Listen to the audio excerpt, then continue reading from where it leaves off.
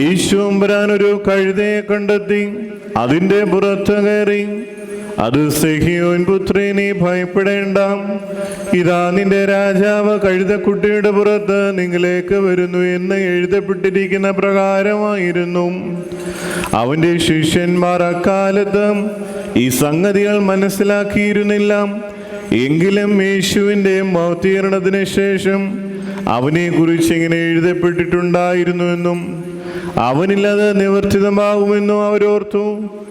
അവൻ ലാസറിന്റെ കല്ലറയിൽ നിന്ന് വിളിക്കുകയും മരിച്ചവരുടെ ഇടയിൽ നിന്ന് ഉദ്ധരിക്കുകയും ചെയ്തുവെന്ന് അവന്റെ കൂടെ ഉണ്ടായിരുന്ന ജനസമൂഹം സാക്ഷ്യം നൽകി. അവർ ഈ അത്ഭുതം പ്രവർത്തിച്ചത് കേട്ടതുകൊണ്ട് വലിയ സമൂഹം അവനെ എതിരേൽക്കുവാനായി പുറപ്പെട്ടു. എന്നാൽ പരീശന്മാർ അന്യോന്യം, നിങ്ങളെ കൊണ്ട് ഒരു പ്രയോജനമില്ല, അതാ